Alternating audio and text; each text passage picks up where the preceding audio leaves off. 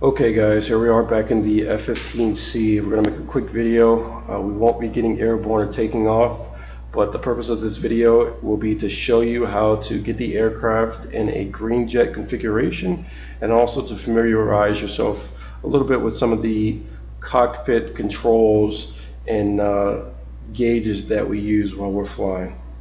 Okay, so first things first, we'll need to go hit escape and go to adjust controls. Make sure you have the right aircraft selected, and the first thing you can go ahead and hit, select search.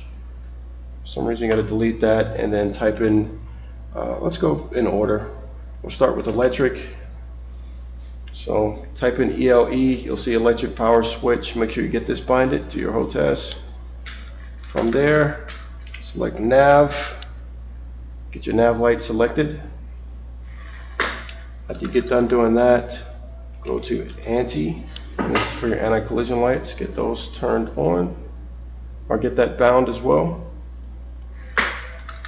After that, just type in, what is it, lights?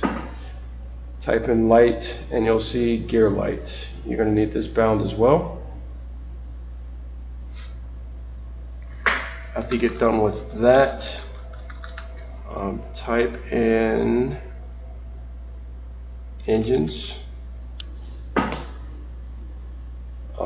as you can see, we have both engines start and stop. Some guys will turn on the engines one at a time, right engine, left engine.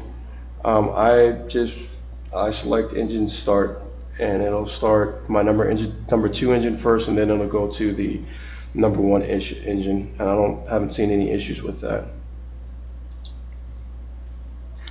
Also, what we need to do is type in our armament, and as you can see, we've got a window for our rearming and refueling window, which I have bound as well as my home key on the keyboard. So when we get done with that, first things first, when we first get in the aircraft, our initial checks, we either start with taking care of the armor of the aircraft. So put on additional tanks if we want to, switch missiles, whatever the case may be. You can also check, select how much fuel. We always go with max fuel. Ammo for your 20 mil gun. You can switch up your chaff flare combination, as you can see that I'm doing right now. Also, your liveries, you can change these up if you want. These are all options you can do. And then just go ahead and get that set up, and it'll tell the AI that you want to rearm, and then as well as refuel the aircraft. Another trick to show you guys as well, go to options and then audio.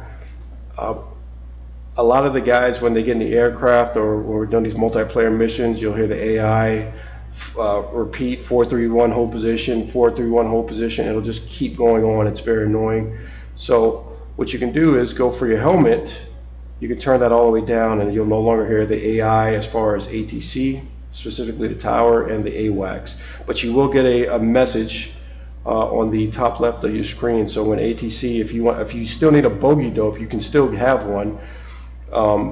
They'll just read the information to you up here. You have to read it instead of audibly hearing it. And then as far as like your engine and the outside ambient noise, you can turn this up or down using the in-cockpit setting right here. And hopefully that'll help out a lot of you guys. I know hearing that AI back and forth a million times is very annoying. You can turn it down, or like I said before, you can take it to 0%, turn it off. All right, so with that out the way, we've gone over the armament. We took armament and what we selected for the aircraft. At this point, normally we'll select get the SRS set up. One of the things you can do as well is get the SRS set up first and then check out your armament. That's completely up to you. But for some reason we can't get the SRS menus with these videos that I'm showing you, so I'm going to skip past the SRS and how to get that set up. So with that said, we have the correct armament. We're going to go ahead and get the aircraft set up to get started. I just turned on the electric power. As you can see, the RWR, B-scope, as well as my weapons page is all lit up and illuminated, as well as the HUD. I'm not a fan of looking at my symbology in green, so I hit right control H and then just scroll through it, and now I've got my typical yellow symbology that I like. With that said, electric power is on. We're going to go ahead and turn on the lights. As you can see, the anti-collision light just came on, and then we'll turn on the nav light, which is the solid green light that you see. That's letting any personnel around the aircraft know that the aircraft's about to start. Stay clear of the engines. In real life, the aircraft has an APU and all types of other stuff. But anyway, that's what that's for. With that said, the lights are where we need them to be. We'll go ahead and start engines, and you can hear the engine starting. I'll hit left Control C, bring the cockpit down. All right, so now that the cockpit's down, we'll take a look. As you can see, engine 2 is starting first. So this one, the gauge that I'm showing, where it says 28, 30, 32, 33, 34, etc., is showing the aircraft's RPM. A lot of times when we're flying, I'll say, hey, what torque are you holding? What RPM are you at? And that's what I'm referring to specifically. The RPM should stop or level off at about 68%. Which it just did. So engine 2 has been started successfully. But again, this is where you're going to get your information for what RPM you're at. Okay, now the engine 2 started. As you can tell, 1 is to the left, engine 2 is to the right. So now we see that engine 1 is starting, and you can hear it as well.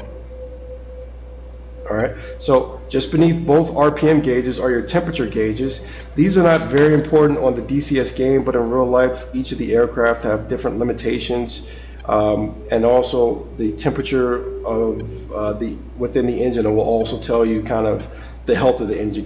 The health of the engine. In real life, we have what are called health indication tests, and we'll take a look at the health of the engine via the temperature, typically before you take off every time. It's in your checklist. So for DCS, we don't use the temperature too much. Beneath the temperature, we have the fuel flow gauge. Now this is very important because the fuel flow gauge is telling you how much fuel the aircraft is burning per hour.